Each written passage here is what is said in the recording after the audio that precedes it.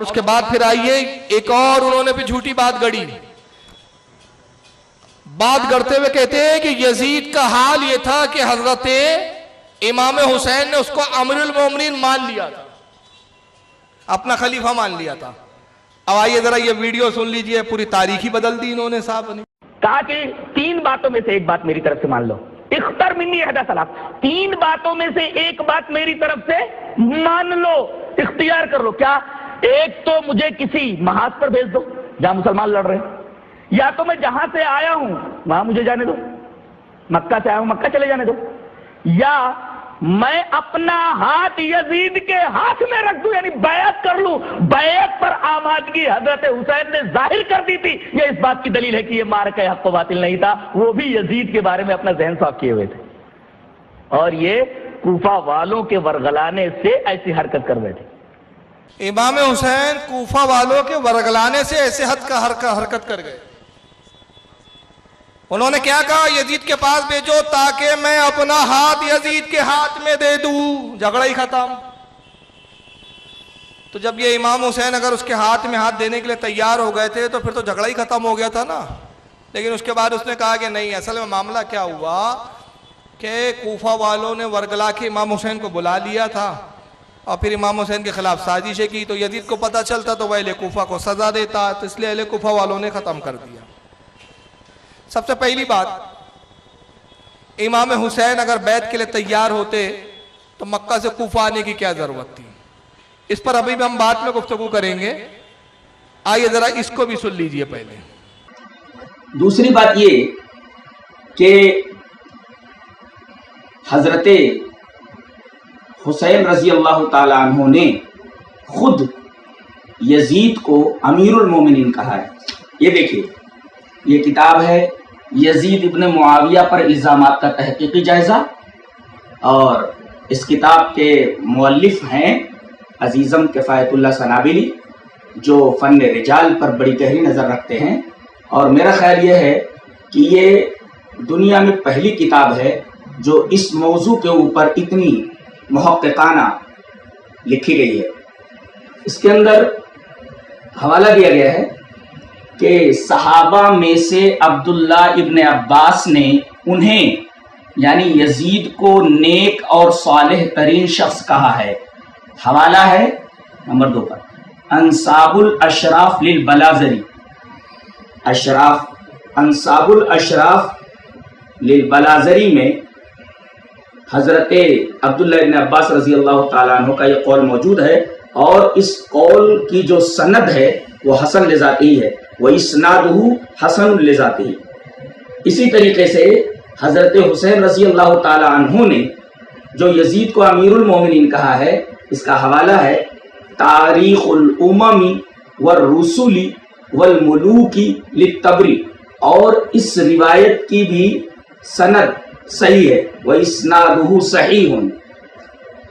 सामीन ये फैसला कर लें कि अब्दुल्ला इब्न अब्बास रजी अल्लाह ताला अन्हुमा यजीद को सालेह तरीन शख्स कह रहे हैं, इसी तरीके से हजरत हुसैन रजी अल्लाह ताला अन्हु यजीद को अमीरुल मोमिनीन कह रहे हैं, और इन दोनों रिवायतों की सनदें सही हैं।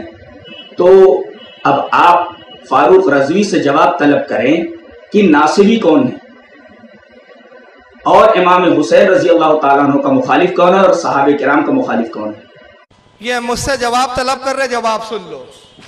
कौन सी किताब का हवाला दिया उन्होंने? किफायतुल्लाह कब का है? हाँ, किस जमात का है? तेरी जमात के मुल्ला की बात दलील बनेगी। ये तो ऐसा हुआ कि भाई देखो, मुसलमान के पास एक गैर मुस्लिम आया, ईसाई आया और कहा देखो साहब ईसा मसीह को सूली पर लटका दिया गया। हमने कहा भाई हम तो नहीं मानते। कहा देखो हवाला है इंजील। आप मानेंगे? आप कहेंगे भाई हमारे मजहब की किताब से दिखा, तेरे मजहब की तूने तो गड़गड़ा के लाई है, तो आप मानेंगे क्या? कोई और आए और कहे कि साहब देखो हमारे एक बहुत बड़े ग्रेट आदमी थे, उन्होंने पहाड़ उठा लिया था, समझ लो इशारा करवा। हम कहेंगे भाई हम कहा नहीं। कहा देखो रामायण में लिखा हुआ है। आपके लिए वो किताब सनद और दलील बनेगी?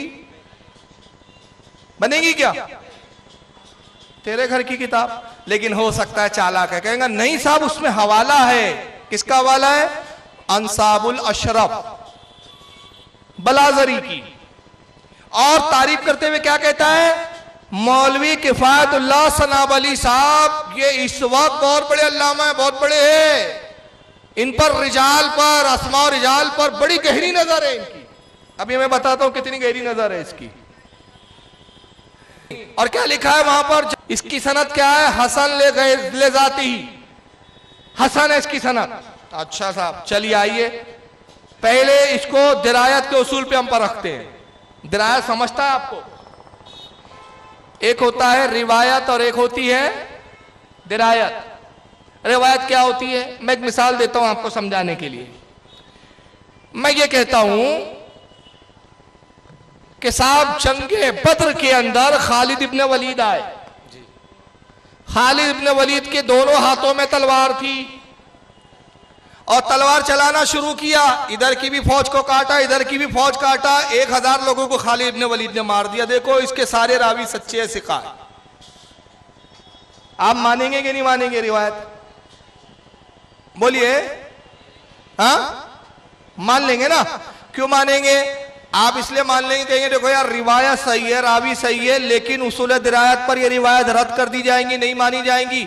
ये रिवायत है, रावी सही है, रावी सही हो सकते हैं, लेकिन बात सही हो ये जरूरी नहीं। उसूल दिरायत पर रद्द होती, अब दिरायत पर बहस होंगी। अरे जनाब ये रिवायत तो एक नंबर की झूठी है, सच्चे रावियों की कड़ी जोड़कर झूठी रिवायत बयान की गई है। वजह यह है कि बयान करने वाला यह कहता है खालिद इब्न वलीद जंगे बद्र में आए, तो जंगे बद्र में तो खालिद इब्न वलीद ईमान ही नहीं लाए थे ही नहीं, तो ये आके कत्ल कब कर लिए?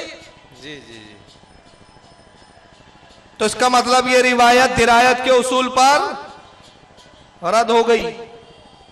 आइए अब ये दिरायत पर कैसे रद्द होती है? अगर हजरत इमाम हुसैन ने यजीद को अमीरुल मोमिनीन मान लिया होता तो हजरत मुस्लिम इब्ने अकील को कूफा बैत लेने के लिए भेजने की जरूरत क्या थी? नहीं। कूफा वालों ने खत लिखा आप आइए आइए, तो इमाम हुसैन ने जवाब क्या देना था? अरे मैं आके क्या करूंगा, यजीद को तो अमीरुल मोमिनीन मैं भी मानता हूं, तुम मुझे क्यों अमीरुल मोमिनीन बना रहे हो, क्यों फितने में ला डाल रहे हो? यजीद को तो बादशाह मैंने भी तस्लीम कर लिया है। मगर इमाम हुसैन यजीद को बादशाह नहीं मानते थे, अमीरुल मोमिनीन नहीं मानते थे, इसलिए आपने मुस्लिम इब्ने अकील को भी भेजा और खुद भी आप कूफा रवाना हो गए। तो ये तो बात साफ समझ में आती है कि ये तजाद ऐसा हो नहीं सकता। अच्छा फिर दूसरा सबसे बड़ी मजेदार बात बता रहा हूं, बलाजरी के हवाले से लिखा। अब ये बलाजरी कौन है जरा सुन लीजिए, इनके बारे में इनका हाल क्या है। बलाजरी के बारे में अल्लामा ज़रकली कहते हैं आखिरी उम्र में बलाजरी को जुनून की बीमारी हो गई थी, पागल हो गया था ये आदमी। पागल आदमी की रिवायत चलेंगी नहीं। और सुना तो हसन ले जाती ही। अच्छा अल्लामा सफ़ अलैहि रहमा लिखते हैं अपनी किताब के अंदर, वो फरमाते हैं कि बलाजरी का हाल ये था कि एक ऐसा मशरूब पीता जिसमें नशा आता है, और वो पीते पीते उसका दिमाग खराब हो गया, पागल हो गया आखिरी वक्त में, और फिर लोगों की गिबत बयान करता, लोगों की इज्जत से खेलता था। ये है मुसन्निफ बलाजरी, जिसका ये मयार उलमा बयान करते हैं।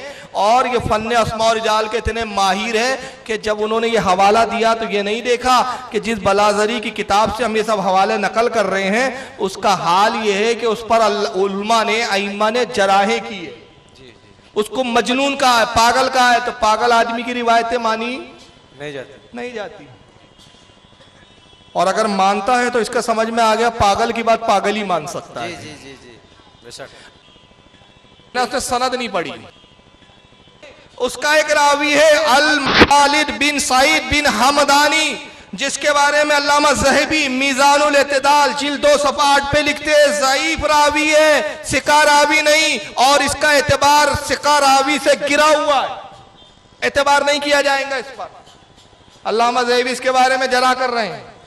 इब्न हजर अस्कलानी इसके बारे में कहते हैं तहज़ीब-उत-तहज़ीब जिल्द 10 सफ़ा 39 पर फरमाते हैं कि इसका जो रावी है एक अल-मुजालिद बिन सईद हमदानी, ये गैर सिका है, झूठा रावी है, ये सच्ची रिवायत बयान नहीं करता। तो रिवायत बयान की अल बुजालिद बिन सईद ने कि हजरत इमाम हुसैन ने कहा मुझे यजीद के पास ले जाओ, मैं बैत भी कर लेता और मैं उसको अमीरुल मोमिनीन मानता हूं। तो जब रावी ही झूठा है तो रिवायत क्या हुई? झूठी हुई।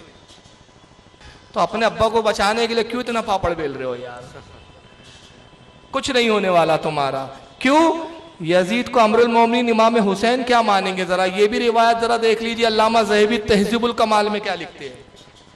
तहज़ीबुल कमाल जिल्द नंबर 10 सफ़ा नंबर 100 रिजाल नंबर 7823 हज़रत अल्लामा ज़हबी कहते हैं क़ाल इब्न अबिल फ़रात कुन्तु इंदा उमर इब्न अब्दुल अज़ीज़ इब्न अबिल फ़रात से रिवायत है, वो कहता है मैं एक मरतबा उमर बिन अब्दुल अज़ीज़ के साथ बैठा हुआ था।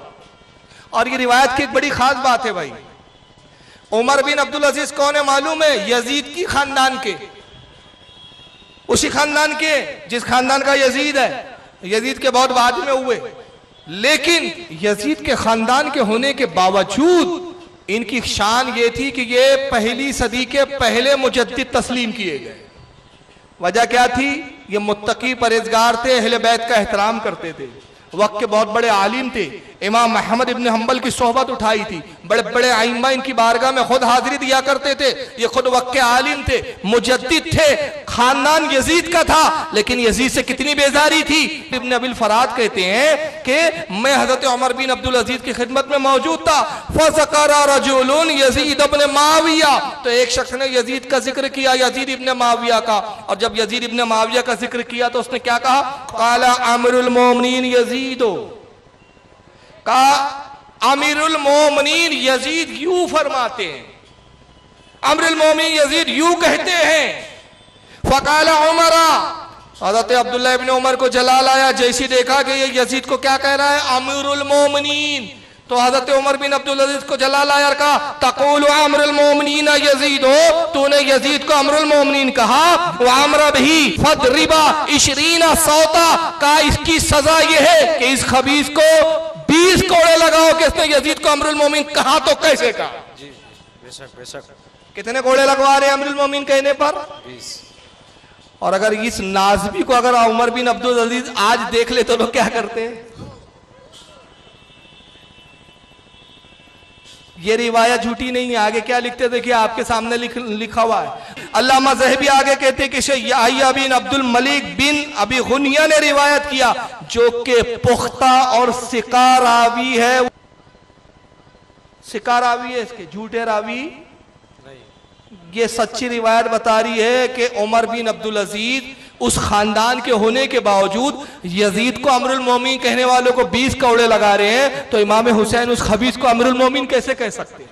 जी जी बेशक। और अगर अमीरुल मोमिनीन कह दिया या मान लिया होता तो फिर करबला में आने की जरूरत क्या थी और जंग करने की जरूरत क्या पड़ी? जी जी जी, सारी करबला ही खत्म हो जाती। और फिर इस रिवायत को अल्लामा ज़हबी के अलावा और भी लोगों ने लिखा, जैसे इमाम इब्न हजर अस्कलानी रहमतुल्लाह अलैह ने तहज़ीब उत तहज़ीब जिल्द नंबर 4 सफ़ा 429 पे लिखा। और एक दूसरी और किताब है इब्न हजर की लिसानुल मीज़ान, उसकी जिल्द नंबर 8 सफ़ा 508 पे लिखा। इमाम जलालुद्दीन स्यूती ने तारिकुल खुलफा में भी लिखा इस रिवायत को।